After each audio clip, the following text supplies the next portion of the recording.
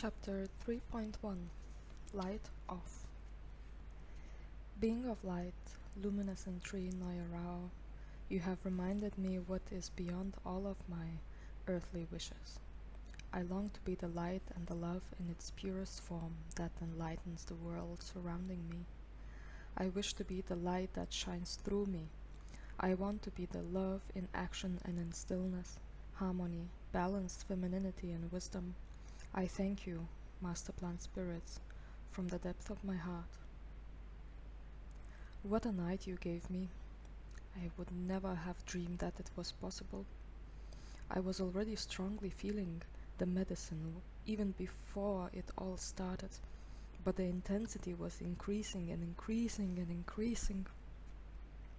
I shouted for help, and there were people gathering around me for support. The presence of other beings coming to observe the happenings was noticeable to me. I could feel what kind of energy everybody sent towards me, even from the other side of the Mallorca. There was the energy of madness coming over me. I saw a being, a beast with many octopus-like tentacles, snakes, 100-foot worms, a dragon back, and all of it in one.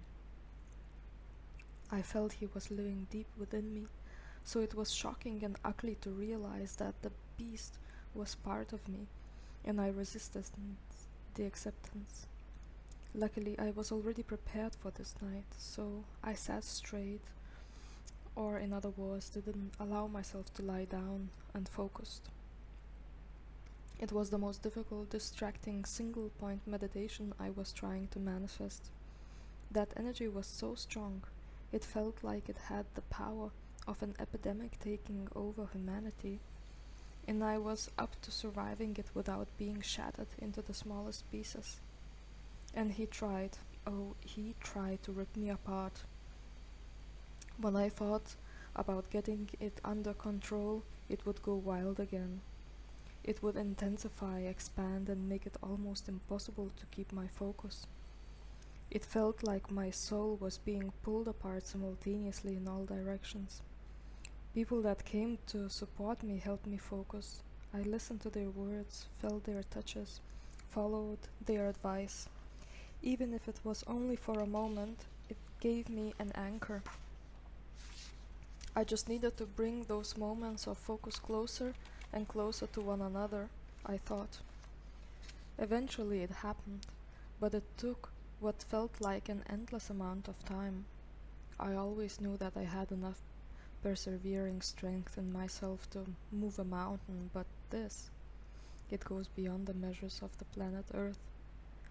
When I was already in a decent state, the healer's son came to me and started singing an Icaro.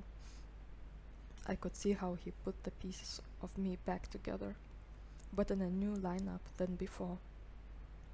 I was deeply observing and learning from him in a hardly describable, thoughtless way. It was more like learning that I could not process fully. And I still can't to this day.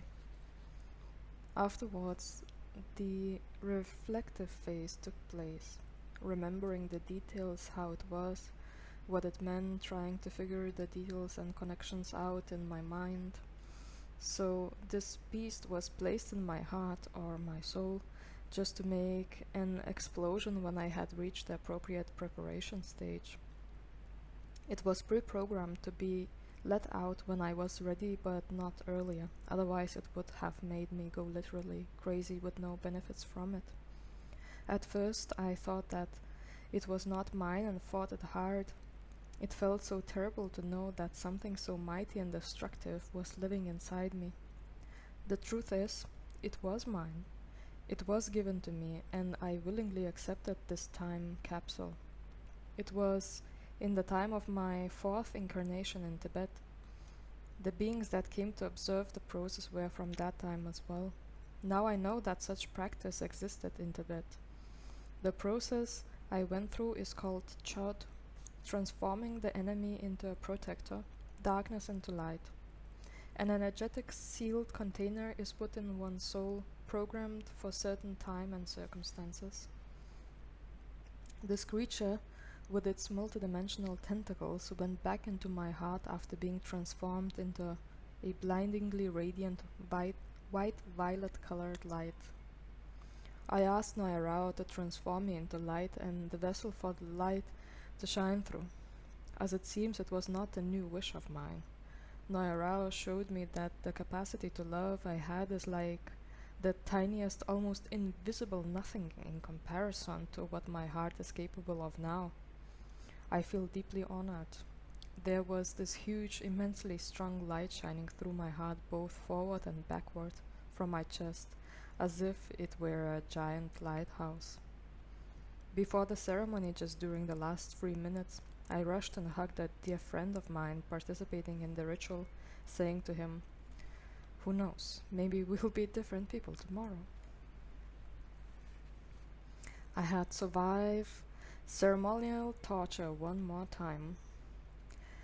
Exclusive torture this time, as I've gotten to know a new flavor of pain. I have never imagined such agony would become one of my life experiences, but it obviously had a place in my life, and I believe there even more to it now.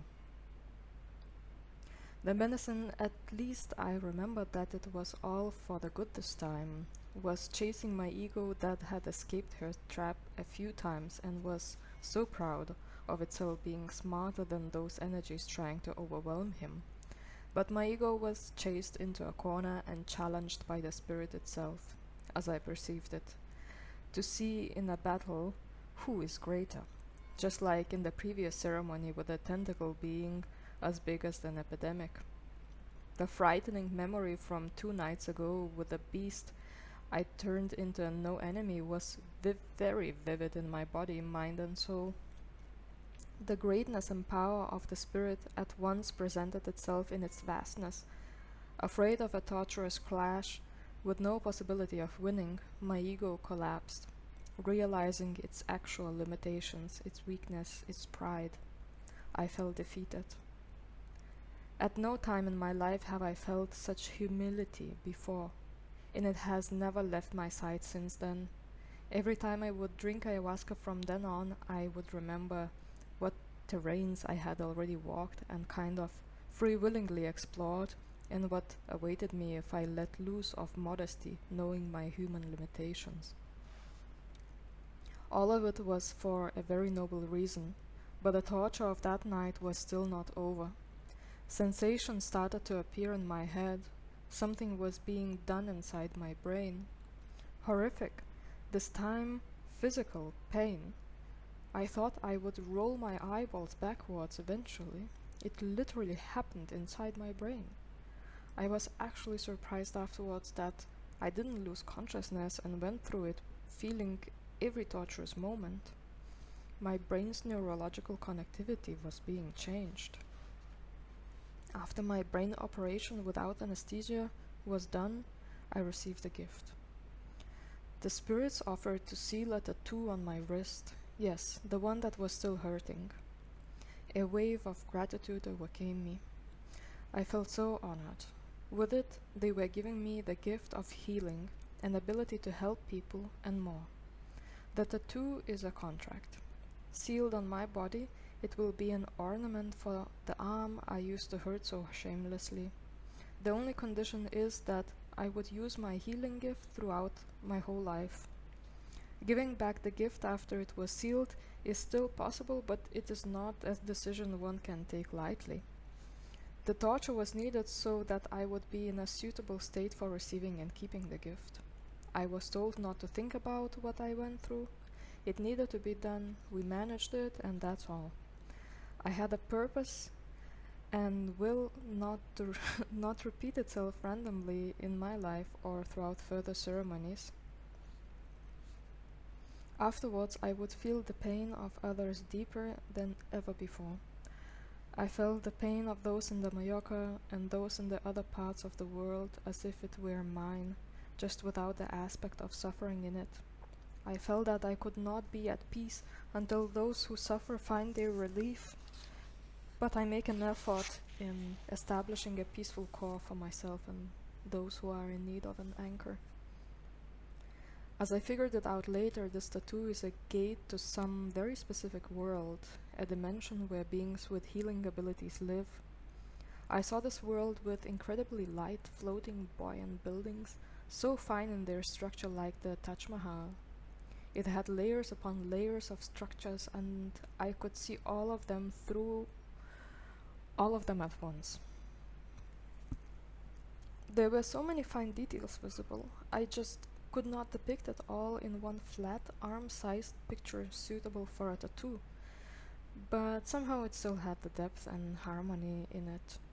I have scars on my left lower arm, of which I was ashamed for a long time, but this way it transformed itself into a jewel. And the work tool too. It is my flower, butterfly, palace, and helping guide. It was done in a ceremonial setting with a hand-poking method where even the ink that now rests on my skin was blessed and charged. Many thanks to the beautiful sister who made it with a song and a feeling of inspiration. This tattoo acts as a portal to connect me to this mysterious world. Radiant pillar from those untouched sacred healing places extend towards my body. Through it, something beautiful having qualities that alleviate human suffering, or at least make it more tangible to deal with, reaches me. And if I allow this flow, it extends itself into a waxing crescent moon from form in front of my lower abdomen, connecting with the glowing yellowish light of my wrists, or the tattoos on my wrists. And so it emits itself forward, reaching those that are within my reach as well. Or maybe further. I can't be certain. I see what I see and feel what I feel. These are the only things I can vouch for unambiguously, and they speak only about the perspective. I expected an easy night considering the ones I just went through, but the limits I can bear are obviously greater than I suspected. A butterfly-like transformation with 3 phases took place: caterpillar, cocoon, and being born in a new form. The first phase in my process was destruction. The weirdest things have happened. I even caught some being out of my stomach. I felt my mind was dissolving. It was too much, too confusing for me to grasp. Thought structures were melting in a blurry wad. I just thought to myself that I will need days to process it. I felt that I had no shell, and all kind of low-frequency beings were invading my personal space, trying to occupy it. They were clever and tricky, unpleasant and manipulative. I was so playing myself for protection, but it was a continuous struggle to keep them away. A friend lying beside me somehow felt my struggle. Even though I was silent, the magic happened. His love and good wishes coming with a smoke of jungle tobacco called mapacho were the key for my new emotional body to be born. It all happened instantly. From one moment to the next, it was just there, like a soft bubble surrounding and protecting me. It was so dense, squishy, soft, and colorful. I wished for it for so long. This process touched a wound of being unprotected, and it did not disappear with the renewal of my emotional body. I went into the cocoon phase that night. It was an extended, slow process. I have gotten overwhelmed from time to time, but I was comforted by someone helping their maestro, the healer, through this phase. I think I will not be too far from reality if I say that all of my major childhood traumas were addressed during this night.